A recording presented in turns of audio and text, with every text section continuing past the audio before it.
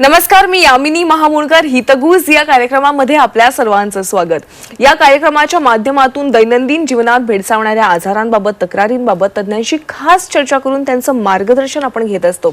आणि हे तज्ञ तुम्हाला तुमच्या हेल्थ इन्व्हेस्टमेंट विषयी काही टिप्स या कार्यक्रमाच्या माध्यमातून देत असतात. आज आपण हार्ट अटॅक आणि त्यावरील अत्याधुनिक उपचार या विषयावर डॉक्टर प्रशांत पवार यांचं मार्गदर्शन घेणार आहोत. सर आपल्या स्टुडिओमध्ये आहेत. सर आपलं मनापासून स्वागत आहे झी 24 तास मध्ये. नमस्कार. प्रेक्षकांनो, डॉक्टर प्रशांत पवार हे नवी मुंबईतील सीवूड्स येथील कार्डिओलॉजिस्ट आहेत आणि त्यांना या क्षेत्रात 10 वर्षांपेक्षा जास्त अनुभव आहे. डॉक्टर प्रशांत पवार हे नवी मुंबईतील सीवूड्स येथील health care doctor Pawar health care सेंटरमध्ये प्रॅक्टिस करतात. त्यांनी 2014 मध्ये नवी दिल्लीतील नॅटबोर्ड येथून DNB जनरल मेडिसिन आणि 2018 मध्ये भारत सरकारच्या आरोग्य मंत्रालयाच्या राष्ट्रीय परीक्षा मंडळातून DNB कार्डिओलॉजी पदवी पूर्ण केलेली आहे. कॉम्प्लिकेटेड कोरोनरी एंजिओप्लास्टी आणि टावी यात त्यांचं प्रावीण्य आहे. आणि आज आपल्याला डॉक्टरांकडून हार्ट अटॅक आणि त्यावरील अत्याधुनिक उपचार पद्धती कोणत्या आहेत याविषयी संपूर्ण माहिती जाणून घ्यायचं आहे. सर, अत्यंत महत्त्वाचा विषय आणि सध्या हृदयविकाराचे हार्ट अटॅकचं प्रमाण खूप वाढलेलं बघायला मिळते. सगळ्या वयोगटातील लोकांना, अगदी तरुणांपासून वयस्कर माणसांपर्यंत सगळ्यांना हार्ट अटॅक येत आहेत. तर सर, नेमकं हृदयविकाराचा झटका, ज्याला मायोकार्डियल इन्फार्क्शन देखील म्हटलं जातं, ते याचा नेमका अर्थ काय आहे? तर बऱ्याच वेळा जनरल पब्लिकमध्ये कार्डियाक अरेस्ट आणि मायोकार्डियल इन्फार्क्शन एकंदरीत सेम टर्मिनॉलॉजी मिक्स केली जाते. खरं. पण कार्डियाक अरेस्ट म्हणजे इलेक्ट्रिकल ऍक्टिव्हिटीचा प्रॉब्लेम. जसं की एखाद्या वेळी हृदयाचे ठोके वाढतात, त्याला आम्ही व्हेंट्रिक्युलर टॅकिकार्डिया म्हणतो, किंवा हृदयाचे ठोके कमी होतात, त्याला कार्डियाक अरेस्ट म्हणतो. पण हार्ट अटॅक, मायोकार्डियल इन्फार्क्शन म्हणजे हृदयाला जे रक्तपुरवठा सप्लाय करतात त्या रक्त वाहिन्यांमध्ये जर ब्लॉक असेल तर त्याच्यामुळे तिथल्या स्नायूंना रक्तपुरवठा जात नाही आणि त्याच्यामुळे जे छातीत दुखतं, दम लागतो, घाम सुटतो, त्याला आम्ही हार्ट अटॅक किंवा मायोकार्डियल इन्फार्क्शन म्हणतो. तर हृदयाच्या रक्तवाहिन्यांमध्ये ब्लॉकेजमुळे जे प्रॉब्लेम्स होतात त्याला आपण हार्ट अटॅक किंवा मायोकार्डियल इन्फार्क्शन असं म्हणतो. बरं डॉक्टर, स्थिर आणि अस्थिर एंजायना म्हणजे नेमकं काय आहे? तर अंजायना म्हणजे एखाद्या रक्तवाहिनीमध्ये ब्लॉक असेल आणि त्या भागाच्या पुरवठा सप्लाय करणाऱ्या रक्तवाहिन्यांमध्ये ब्लॉक असेल तर तिकडच्या स्नायूंना रक्तपुरवठा कमी जातो आणि त्यामुळे छातीतल्या वेदना येतात, त्याला आपण अंजायना म्हणतो. त्या दोन टाईपचे असतात. एक स्थिर अंजायना. स्थिर अंजायना म्हणजे एक फिक्स प्लाक आहे, तिथे एखादं कोलेस्ट्रॉल जमा होऊन तिथे ब्लॉकेज झालेला आहे. बऱ्याच वेळा लोक म्हणतात मी 2 मजले चढलो की मला दम लागतो, थांबलो का बरं वाटतं. याचा अर्थ फिक्स्ड, त्याला आपण स्थिर अंजायना म्हणतो. अनस्टेबल अंजायना म्हणजे जो ब्लॉक जमलेला आहे त्याच्यावरची जी लेअर असते ती रप्चर होते आणि त्याच्यामुळे तिथे रक्ताच्या गुठळ्या जमतात आणि बऱ्याच वेळा लोकांना छातीत दुखणं चालू होतं रेस्ट मध्ये, पण त्याला आम्ही अनस्टेबल अंजायना म्हणतो, जी मेडिकल इमर्जन्सी असते, ज्याच्यासाठी आपण हॉस्पिटलमध्ये त्वरित जाऊन ब्लड थिनरच्या गोळ्या, ॲस्पिरिनच्या गोळ्या घेऊन, इंजेक्शन घेऊन आणि मग ब्लॉकेज आहे काय बघणं गरजेचं असतं. त्याला अस्थिर अंजायना म्हणतो आपण. बरं डॉक्टर, हार्ट अटॅकची नेमकी कारणं काय असतात? काही लक्षणं वगैरे त्याची दिसतात का? हार्ट अटॅकची जर कारणं बघितली तर अमेरिकन हार्ट असोसिएशन 2 याच्यामध्ये डिवाइड करते. एक म्हणजे नॉन मॉडिफायबल रिस्क फॅक्टर. नॉन मॉडिफायबल म्हणजे अनुवंशिकता. बऱ्याच वेळा आई वडिलांना आजार असतात, त्यामुळे नेक्स्ट पुढच्या पिढीला ते 10 ते 15% जास्त रेट्समध्ये सापडतात. दुसरा आहे वयानुसार, जसं वय वाढतं तसे रक्तवाहिन्यांमध्ये ब्लॉकेज होण्याचे चान्सेस वाढतात, त्या कडक होतात, कॅल्शियम जमा होतं. आणि थर्ड राहतं इथनिसिटी, म्हणजे एखाद्या पर्टिक्युलर एरियामध्ये, एखाद्या पर्टिक्युलर कम्युनिटीमध्ये हार्ट अटॅकचे प्रमाण जास्त असते. दुसरे असतात मॉडिफायबल रिस्क फॅक्टर, जे फार गरजेचे आहेत आजच्या याच्यामध्ये. याच्यात मेन राहतं आहार, आपण काय खातो, बऱ्याच वेळा जंक फूड, प्रोसेस फूड. दुसरं राहतं की व्यायाम, म्हणजे एक्झर्शन फार काही करत नाही, एक्सरसाइज कोणी करत नसतं, त्याच्यामुळे जे होतात त्रास. थर्ड राहतं ॲडिक्शन, स्मोकिंग. आणि चौथं की याच्यामध्ये जे कोलेस्ट्रॉल वाढणं होतं, हाय कोलेस्ट्रॉल किंवा शुगर वाढणं, मधुमेह आणि ब्लड प्रेशर वाढणं, ही प्रमुख कारणे आहेत ज्याच्यामुळे हार्ट अटॅकचं प्रमाण वाढतं. बरं डॉक्टर, अनेकदा ना सायलंट हार्ट अटॅक हा शब्द देखील आम्ही ऐकतो, तर नेमकं हे काय आहे आणि त्याची काही लक्षणं दिसतात का? तर हार्ट अटॅकमुळे जी प्रॉब्लेम्स होतात, एक म्हणजे छातीत दुखणं किंवा दरदरून घाम सुटणं किंवा दम लागणं किंवा हृदयाचे ठोके वाढणं. पण बऱ्याच वेळा आपण बघतो की अशी काहीच कारणं सापडत, म्हणजे अशी काही सिम्पटम्स सापडत नाहीत. तर बऱ्याच वेळा हे प्रॉब्लेम्स मधुमेह लोकांना होतात, ज्यांना डायबिटीज आहे, ज्यांची शुगर वाढलेली असते, त्यांना हे सिम्पटम्स सापडत येत नाहीत. त्याच्यामुळे हे फारच घातक राहतं, कारण पेशंट जोपर्यंत हॉस्पिटलला येतो तोपर्यंत बराच वेळ निघून गेलेला असतो. त्याच्यामुळे silent attack is very dangerous. Specially बऱ्याच वेळा आम्ही स्त्रियांमध्ये बघतो ज्याच्यात सिम्पटम्स फार मायनर असतात, सौम्य प्रकारात असतात, त्यामुळे ते लगेच ओळखणं फार अवघड जातं. नक्कीच. डॉक्टर, हार्ट अटॅक कधीही कुठेही येतो रुग्णाला, त्यामुळे त्याच्या वेदना देखील खूप मोठ्या असतात. तर या झटक्याची वेदना किती काळ असतात आणि हृदयविकाराच्या धक्क्यापासून बचाव कसा करायचा? फार सुंदर प्रश्न आहे. तर याच्यात हृदय विकारामुळे जो जी वेदना असते ती युजली अशी असते की पेशंट म्हणतात की अशी वेदना होती जी मला आयुष्यात कधीच झाली नव्हती. So worst pain of life time.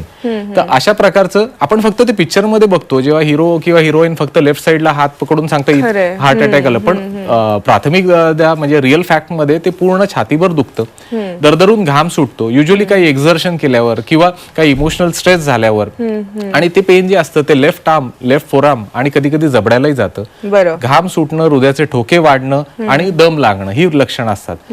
आणि त्याच्यापासून वाचण्यासाठी मेन म्हणजे मी जे म्हटलो की आहार उत्तम ठेवा, सात्विक आहार फार गरजेचा आहे, त्यात तेल कमी ठेवणं, स्मोकिंग, अल्कोहोल पासून दूर राहणं आणि एक्सरसाइज रेग्युलर करणं हे गरजेचे असतात. खरंय.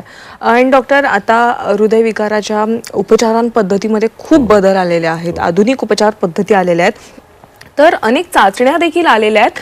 तर हार्ट ब्लॉकेजसाठी सर्वोत्तम चाचणी कोणती आहे? तर हार्ट ब्लॉकेज जेव्हा असतात याचा अर्थ कुठेतरी रक्तवाहिन्यांमध्ये ब्लॉक आहेत. तर हे शोधण्यासाठी जी सर्वोत्तम चाचणी जर म्हणाल, गोल्ड स्टँडर्ड आम्ही म्हणतो, ती कन्व्हेन्शनल अँजिओग्राफी, म्हणजे जी आम्ही हाताच्या रक्तवाहिनीमधून कॅथेटर पास करून जी करतो त्याला आम्ही अँजिओग्राफी म्हणतो. तर ती ट्यूब आपली रक्त मेन आवटामध्ये जाऊन तिथे ज्या मेन नसा असतात त्यांना आपण कॉन्ट्रास्ट देऊन त्या बघतो. तर कॉर्नरी अँजिओग्राफी मध्ये आपल्याला 100% खात्री येते की कुठे ब्लॉक आहे का नाही. दुसरी एक नॉन इन्व्हेसिव्ह चाचणी असते, त्याला आपण सिटी कॉर्नरी अँजिओग्राफी म्हणतो, जी सिटी स्कॅन डिपार्टमेंटमध्ये होते, ज्याला आपण सलाईन मधून म्हणजे इंजेक्शन वेन मधून एक कॉन्ट्रास्ट देऊन आपण बघतो. पण ती 70 ते 80% अॅक्युरेट असते. That is very subjective. जसं मी तुम्हाला आता सांगितलं की सध्या अनेक उपचार पद्धती आलेल्या आहेत, आधुनिक उपचार पद्धती आहेत, तर उपचार पर्याय नेमके काय आहेत ते सांगा. उपचार पर्याय याच्यात हे असतात, पहिले तर किती टक्के ब्लॉक आहे. तर प्राथमिक असं असतं की प्रायमरी ट्रीटमेंट फार गरजेची असते, ज्यात ब्लड थिनरच्या गोळ्या वेळच्या वेळी घेणं गरजेचे असतात. तर जेव्हा असं छातीत दुखतं किंवा हार्ट अटॅक येतो तर अशा वेळी युजली आम्ही प्रायमरी प्रिव्हेन्शन, मी माझ्या बऱ्याच पेशंट्सना सांगतो की इमर्जन्सी किट घरात असावं, ज्याच्यामध्ये डिस्प्रिनची गोळी 325 मिलीग्रामची, जी सोल्युबल ॲस्पिरिन म्हणतो आम्ही, क्लोपिडोग्रेल 75 मिलीग्रामच्या 4 गोळ्या आणि ॲट्रोस्टॅटिनच्या 80 मिलीग्रामची गोळी. तर ह्या जर आपण पटकन घेतल्या तर म्हणजे रक्त पातळ व्हायला मदत होते. आणि जिभेखाली ठेवायची गोळी, त्याला सॉर्बिट्रेट म्हणतो आपण, 5 मिलीग्रामची, त्याच्याने काय होतं, रक्तवाहिन्या डायलेट व्हायला मदत होते आणि ज्यांनी रक्तविसरण पुरवत होतो. आणि प्रायमरी ट्रीटमेंट म्हणजे अशा वेळी रुग्णांनी स्वतः हॉस्पिटलला न जाता एकतर ॲम्ब्युलन्स बोलवावी, नाहीतर कुठल्या तरी मित्र परिवाराला बोलवावं, आणि त्यांनी एक्झर्शन नाही करायला पाहिजे. अशा हॉस्पिटलमध्ये जावं जिथे पामी नेटवर्क आहे. पामी म्हणजे primary angioplasty in myocardial infarction, म्हणजे कमीत कमी वेळात आपण पटकन रक्तवाहिनी शोधणं कुठली ब्लॉक आहे आणि ती ओपन करणं. किंवा कारण जेवढ्या लवकर आपण रक्तवाहिनी उघडू तेवढा स्नायूंचा पुरवठा लवकर होतो आणि त्याचं पंपिंग कॅपॅसिटी स्टेबल राहतं. काही खेड्यांमध्ये म्हणा किंवा गावांमध्ये जेव्हा याची पर्याय नसते तेव्हा इंजेक्शन थेरपी असते, त्याला आम्ही थ्रॉम्बोलिसिस म्हणतो. स्ट्रेप्टोकायनेस किंवा टेनिक्टोप्लेज अशा नावाचं इंजेक्शन देऊन रक्ताची गुठळी विरघळली जाते आणि नंतर पण त्यांना अँजिओग्राफी करून बघणं गरजेचं असतं कुठे ब्लॉक उरलाय का नाही.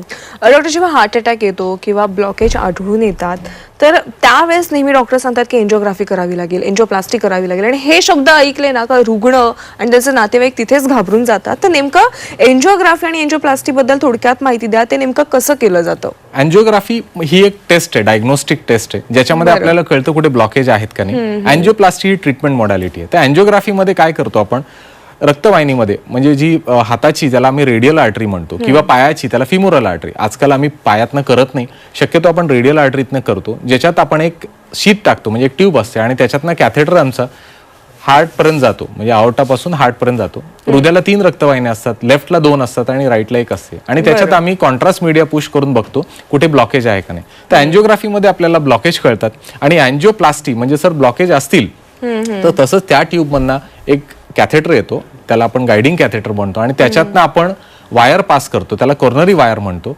ती कॉर्नरी वायर म्हणजे रेल्वेच्या ट्रॅक सारखी आहे, ज्याच्यावरनं आपले कॉर्नरी बलून जाणार आहेत, कॉर्नरी स्टेंट जाणार आहेत. त्या बलूनने आपण रक्तवाहिनी ओपन करतो आणि ओपन झाल्यानंतर तिथे कॉर्नरी स्टेंट, स्टेंट म्हणजे एक मेटल स्लॉटेड ट्यूब असते जी कोबाल्ट क्रोमियम नाही तर प्लॅटिनमची असते आणि आजकाल आपण ड्रग कोटेड स्टेंट वापरतो ज्याच्याने त्या जो ब्लॉकेज आहे त्याला कव्हर करतो आपण. बरं डॉक्टर, या हार्ट अटॅकच्या कन्सेप्टमध्ये ना आणखीन एक ट्रान्स रेडियल आणि ट्रान्स फेमोरल ऍक्सेस देखील एक कन्सेप्ट आहे. ते नेमकं काय आहे आणि या दोघांमधील कोणती ट्रीटमेंट रुग्णासाठी जास्त अनुकूल असते? तर ट्रान्सफिमोरल ही फार पूर्वी आलेली आहे. ट्रान्सफिमोरल म्हणजे पायाच्या शिरेतनं, त्याला फिमोरल आर्टरी म्हणतो आपण, त्याच्यातनं आपण पंक्चर घेऊन अँजिओग्राफी किंवा अँजिओप्लास्टी करतो. पण प्रॉब्लेम हा व्हायचा की ती फिमोरल आर्टरी फार डीप असते, त्याच्यामुळे बऱ्याच वेळा आजूबाजूला रक्तस्राव होणं, हेमॅटोमा आपण म्हणतो, कधी कधी काही लोकांचे प्राणी दगावलेले आहेत. तर बऱ्याच वेळा आम्ही आता ते फिमोरल आर्टरी बंद केलेलं आहे पंक्चर, आम्ही ट्रान्स रेडियल अँजिओग्राफी, तर यात थोडंसं एक स्पेशल ट्रेनिंग असतं जे आम्ही घेतलेलं असतं, ज्याच्याने आपण रेडियल म्हणजे हाताच्या शिरेतनं आपण पंक्चर करून त्यात आपण एक कॅथेटर पास करून आपण कॉन्ट्रास्ट मीडिया देऊन बघतो की कुठे काही ब्लॉक येत नाही. ट्रान्स रेडियलचा फायदा हा असतो की हे जे complication rate bleeding related, haematoma related ते फार कमी होऊन जातात. आणि डे केअर प्रोसिजर राहिलेली आहे. अँजिओग्राफीचा पेशंट डे केअर हॉस्पिटलमध्ये येतो, तासाभरात आम्ही म्हणजे 5 मिनिटाची तपासणी करून 1 तास आपण ऑब्झर्व करतो आणि पेशंट घरी जातात आणि त्यांच्या कामावरही रुजू होतात. नक्कीच. डॉक्टर, मुळात ना हार्ट अटॅक आले ना किंवा जेव्हा त्यावेळेस ट्रीटमेंट सुरू असते त्या ट्रीटमेंटच्या वेळेस अनेकदा खूप वेळ घेतला जातो, रिकव्हरीची प्रोसेस कधी कधी जास्त असते. तर नेमकं हार्ट अटॅकच्या वेळेस रिकव्हरीसाठी किती वेळ लागतो, म्हणजे रुग्ण किती वेळानंतर पूर्ववत होऊ शकतो, त्याचं जी नॉर्मल दिनचर्या आहे ती सुरू करू शकतो? तर ट्रान्स रेडियल अँजिओप्लास्टी केल्यामुळे काय होतं, फक्त आपण ज्या दिवशी अँजिओप्लास्टी करतो त्या दिवशी आपण फक्त तो अर्धा दिवस आयसीयूत ऑब्झर्व करतो, दुसऱ्या दिवशी पेशंट वॉर्डमध्ये शिफ्ट होतात आणि तिसऱ्या दिवशी शक्यतो ते घरी जातात आणि साधारणतः 1 ते 2 दिवसानंतर ते त्यांचे काम रुजू करू शकतात, जर त्यांचे हृदय ब्लड प्रेशर व्यवस्थित असेल आणि हृदयाचं पंपिंग व्यवस्थित असेल तर. बायपास नंतर मात्र हा जो टाइम आहे हा फार अवधी वाढला जातो, साधारणतः 3 ते 4 आठवडे पेशंटना रिकव्हरीला वेळ लागतो. त्यामुळे अत्याधुनिक रेडियल अप्रोचमुळे पटकन पेशंट रुजू होऊ शकतात त्यांच्या कामावर. डॉक्टर, काळानुरूप प्रत्येक आजारामधील उपचार पद्धतींमध्ये खूप बदल आलेले आहेत, तर कार्डिओलॉजीमधील अलीकडील प्रगती तुम्ही आमच्या प्रेक्षकांसोबत काही शेअर करू शकता का? तर पूर्वीच्या काळी कॅल्शियमचे जेव्हा ब्लॉक असायचे तेव्हा बऱ्याच वेळा पेशंट बायपाससाठी जायचे. तर आता रोटा ॲब्लेशन नावाची जी टेक्निक आहे ज्याच्यामध्ये आपण लिटरली म्हणजे ड्रिल करतो, एक बर असतो ज्याच्याने आपण ड्रिल करतो आणि ते कॅल्शियमचे ब्लॉक्स उघडतो आणि त्याच्यानंतर अँजिओप्लास्टी करतो. दुसरी गोष्ट इमेजिंग मोडॅलिटी, म्हणजे आता सगळ्या गोष्टीला आता आयवस आणि ओसीटी अशा नावाचा एक घटक असतो ज्याच्यामध्ये आपण कॅथेटरच्या पुढे कॅमेरा असतो आणि तो कॅमेरा आपण आत पास करतो आणि बघतो की ब्लॉक किती लेंथ आहे, त्या रक्तवाहिनीची डायमीटर किती आहे, त्यात कॅल्शियम आहे का कोलेस्ट्रॉल आहे ते आपल्याला कळतं. तर या इमेजिंग मोडॅलिटीने आपले रिझल्ट फार बेटर झालेले आहेत. तिसरी गोष्ट म्हणजे FFR, कधी कधी बॉर्डरलाईन नावाचे जे लिजन्स असतात म्हणजे 70 ते 75% ब्लॉक, तर बऱ्याच वेळा असे ब्लॉक आपण औषधांवरही मॅनेज करू शकतो. तर FFR नावाचं एक ट्रीटमेंट मॉडॅलिटी ज्याच्यामध्ये जर प्रेशर डिफरन्स असेल तर त्यांना अँजिओप्लास्टीची गरज आहे, नाहीतर आपण औषधांवर ठेवू शकतो. चौथी गोष्ट म्हणजे पूर्वीच्या काळी वाल्व्हचे जे पेशंट असायचे ज्यांचे वाल्व नॅरो व्हायचे म्हणजे आकुंचन पावायचे किंवा लीक असायचे त्यांना सर्जरी करावी लागायची. पण आता आपण टावी नावाची प्रोसिजर आहे जी नॉन मिनिमल इन्व्हेसिव्ह, पायाच्या शिरेतनं आपण पास करून वाल बदली करतो आपण, ते एक आहे. लीडलेस पेसमेकर, ज्यांना पेसमेकरची गरज आहे पण ज्यांना इन्फेक्शन रिपीटेड होतात किंवा ज्यांच्या शिरा चांगल्या नाही आहेत त्यांना आपण बुलेट सारखी एक पेसमेकर इम्प्लांट करतो जेणेकरून मेजर ह्याची गरज लागत नाही. आणि चौथा आहे, बऱ्याच वेळा छोट्या जे ब्लॉक्स असायचे त्यांमध्ये स्टेंट टाकले का ते बंद व्हायचे, तर आता ड्रग कोटेड बलून नावाची टेक्निक आलेली आहे ज्याने हे छोटे छोटे जे स्टेंट ब्लॉक्स आहेत त्यांना आपण न स्टेंट करता पण ओपन करू शकतो. नक्कीच. डॉक्टर, तुमचं खरं प्रावीण्य हे कॉम्प्लिकेटेड कोरोनरी अँजिओप्लास्टीमध्ये आणि टावीमध्ये आहे, तर माझा प्रश्न तुमचा या संदर्भात तर असणारच आहे. पण मगाशी जसं की मी म्हटलं की तरुणांमध्ये हृदयविकाराचं प्रमाण खूप वाढलेलं बघायला मिळतंय, म्हणजे अनेक व्हिडिओज देखील सोशल मीडियाला व्हायरल होत आहेत की जिम करणारे जे लोक आहेत ते जिम करताना देखील त्यांना अनेकदा हार्ट अटॅक वगैरे येतात. तर या संबंधित तुमचं काय मत आहे? तर गेल्या ह्या 2-3 वर्षामध्ये आपण बघतोय की तरुण वयात, आता आपण सेलिब्रिटी बघा, के बघा किंवा राजू श्रीवास्तव बघा किंवा शेन वॉन म्हणा, वेगवेगळे सेलिब्रिटींमध्ये पण कमी वयामध्ये हार्ट अटॅकचं प्रमाण आलेलं आहे. तर याची प्रमुख कारणे म्हणजे एक म्हणजे आपला आहार, जो फार प्रोसेस फूड हे जे ऑनलाईन प्लॅटफॉर्म्सवरून आपण जे खातोय ते याच्यात बरं चीज, बटर आणि सगळं तेलाचं प्रमाण असतं, ते एक प्रमुख कारण आहे.